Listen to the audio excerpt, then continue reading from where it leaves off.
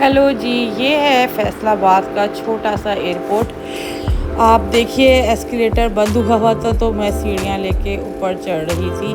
कुछ ज़्यादा सीढ़ियाँ नहीं थी, थोड़ी बहुत थी, लेकिन एस्केलेटर बंद करना भाई बनता नहीं था। लेकिन चलो खैर, हम पहुंच गए वेटिंग लाउंज में। अब वेटिंग लाउंज में जाने से पहले भी सिक्योरिटी थी, उसको क्लियर करके ये है स्मॉल सा वेटिंग लाउंज। नॉट बैड, अच्छा साफ़ सुथरा सा था फैसलाबाद का वेटिंग लाउंज। अब ये इन लोगों ने पैसेंजर्स को कॉल करना शुरू कर दिया। मैंने चूँकि पे किया हुआ था लेग फ्री सीट के लिए, तो हमें कहा कि आप सबसे आखिर में जाएं।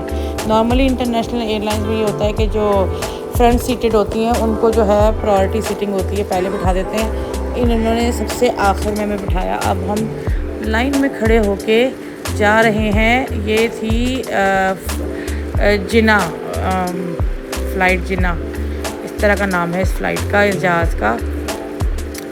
वेट करते करते ये एयर होस्टेस बड़ी प्यारी सी थी, तो इन्होंने पूछा हमारे बोर्डिंग पास। हमने दिखाया। ये अच्छी खासी छोटी एयरलाइन है, लेकिन ये जहाज़ छोटा था लेकिन बड़ा स्पेशियस था। सीटिंग वगैरह काफ़ी खुली डुली सी थी, तो हम बैठ गए। और जो है इसके बाद परवाज़ शुरू हो रही थी। ये मैं दिखाती हूँ, अच्छी खासी खुली जगह थी पाँव रखने के लिए। अब हमारी फ़्लाइट हुई कंप्लीट। अब हमारा था जाने का टाइम। जब जाने लगे तो इन्होंने कहा कि जी सामने का गेट बंद है, हमें पीछे से जाना पड़ेगा। तो लोगों ने थोड़ा सा शोर मचाया कि हमने पैसे दिए हैं फ्रंट सीट्स के और अर्ली एग्ज़िट का था। अब हमें पूरा, हम सबसे आखिर में उतरेंगे। जो सबसे आगे के थे, मेरा पहली सीट थी मेरी, तो सबसे आखिर में उतरना हुआ, जो कि काफ़ी पैसेंजर्स को नागवार गुजरा कि हमसे पैसे क्यों लिए थे। सो बस जिना एयरलाइन, फ़्लाई जिना अच्छी एयरलाइन है। अभी मैं आपको इसका जहाज़ भी दिखाती हूँ बाहर से कि कैसे दिखता है। ये एक पैसेंजर शिकायत कर रहा था और स्टाफ ने कहा जी सर। कर तो कुछ सकते नहीं है स्टाफ वाले, बस हमारे पाकिस्तानियों में भी ना थोड़ा सब्र नहीं है। वो बेचारे स्टूवर्ड्स वगैरह कहाँ कोई पैगाम देते हैं अगर किसी को कंप्लेन हो, अनटिल अनलेस आप लिख के ना दें। ये ले जी इनका जहाज़ था ये, और हम ये सीढ़ियों से उतर रहे हैं। अब इस जहाज़ को इसके बाद जद्दा भी जाना था। बस फिर उसके बाद हम जो है इनकी बस में बैठे, जो कि हमें लगेज की तरफ उन्होंने लेके जाना था इस गाड़ी ने। इसमें सारे हम बैठ गए। ये यहाँ पे एयरपोर्ट का मंज़र है। रात के 9:30 बज रहे थे। फ़्लाइट हमारी एक्चुअली 5:30 बजे थी, लेकिन 7:30 बजे उड़ी, 2 घंटे लेट थी। अब हम जा रहे हैं अपना लगेज कलेक्ट करने।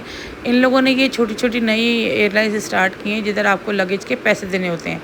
तो मैंने भी अपना सूटकेस बुक करवाया था पैसे देकर, क्योंकि मेरे पास सामान ज़्यादा था। फैसलाबाद से कराची आ रही थी तो मेरे पास सामान ज़्यादा था। फिर हमने खड़े होके वेट किया। अभी हम चलते गए वेटिंग लाउंज। ये जो है ना बेकरी, बड़ी पुरानी बेकरी है। यूनाइटेड किंग एयरपोर्ट पे भी इनकी ब्रांचेस हैं। इनके बड़े ही ज़बरदस्त बेकरी आइटम होते हैं। तो अगर आप इंटरनेशनल भी फ़्लाई कर रहे हो कराची से, आपको तब भी इस बेकरी से चीज़ें ख़रीदने का मौका मिल सकता है। तो ये डोमेस्टिक डिपार्चर अराइवल पे हम पहुंच गए। लोगों ने सामान, ये दूसरी फ़्लाइटों के, हमारी फ़्लाइट के नहीं थे। बस हम भी अपना सामान कलेक्ट करेंगे और जाएंगे। लेकिन ये है कि छोटी एयरलाइन है, नई शुरू हुई है, काफ़ी अफोर्डेबल है। और जो है बस खाने पीने के आप अंदर पैसे दें, फ्री में खाना नहीं है जैसे इंटरनेशनल डोमेस्टिक एयरलाइंस होती हैं कि आप परचेज़ करके खाना ले सकते हैं। यहाँ से मैंने ली ट्रॉली। अब मैं वेट कर रही हूँ अपने लगेज का कि लगेज आए तो मैं एयरपोर्ट से बाहर निकलूँ अपने खूबसूरत से शहर कराची के लिए। बहुत एक्साइटेड थी। ये है हमारा शहर कराची। रहती तो मैं कनाडा में हूँ, मेरा दिल कराची और पाकिस्तान में ही होता है। I love Karachi. कराची बहुत अच्छा शहर है। खूबसूरत शहर नहीं कहूँगी, क्योंकि शहर को दिन ब दिन इसकी जो है ना बेहाली होती जा रही है। ट्रैफिक ज़्यादा होता जा रहा है। इस वक्त तो खैर बहुत सुकून है, क्योंकि रात 10 साढ़े 10 का टाइम हो रहा है, इसलिए आप लोगों को बड़ा अच्छा लग रहा है ये। लेकिन दिन में जो यहाँ धूल मट्टी होती है, अस्तगफुरुल्लाह। बस प्राइम मिनिस्टर जो है ना हमारा, उसने सिर्फ लाहौर को जन्नत बनाया, बाकी शहर उसके लिए अहमियत नहीं रखते। तो थैंक यू फॉर वॉचिंग।